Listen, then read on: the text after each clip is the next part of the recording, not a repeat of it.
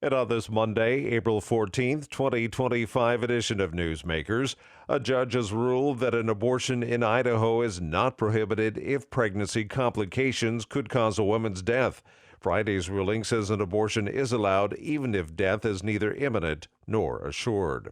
The Trump administration won't allow Medicare to be used for so-called gender-affirming care for minors. The restriction specifically applies for hormone treatments or gender reassignment surgeries. Newly appointed Center for Medicare and Medicaid Services Administrator Mehmet Oz said he has a duty to ensure medical care is lawful, necessary, and truly in the best interests of patients.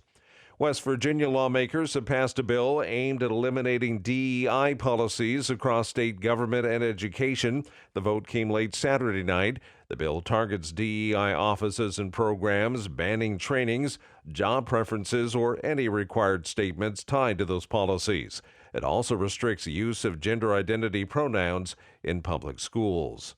A youth swimming league in North Carolina is banning transgender swimmers from competing. The Tar Heel Swimming Association voted to require swimmers to compete based on the sex they were assigned at birth. The new rule runs contrary to the standards of USA Swimming, the sport's national governing body. South Carolina state lawmakers are advancing legislation to allow public school students to pray at school events.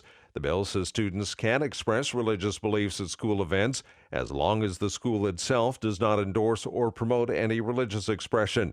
The bill in South Carolina passed a House subcommittee and now advances to the full House Education and Public Works Committee. Hungary's parliament has passed an amendment to the Constitution that allows the government to ban public events by LGBTQ+ communities. The amendment declares that children's rights to moral, physical, and spiritual development supersede any fundamental right other than the right to life. That includes the right to peacefully assemble. The amendment was proposed by the ruling coalition led by Prime Minister Viktor Orban. Hungary's child protection legislation prohibits the depiction or promotion of homosexuality to minors aged under 18. A convalescing Pope Francis opened Holy Week yesterday with a surprise in-person greeting in St. Peter's Square.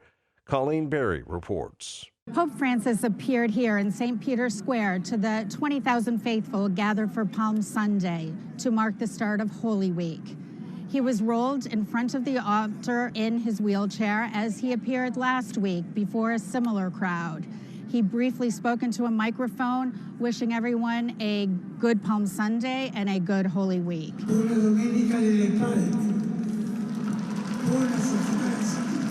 It was a reassuring sign that his convalescence is going well. He was not using supplemental oxygen as he did last week. And that's Newsmakers for this Monday, April 14th, 2025 edition. I'm Keith Black.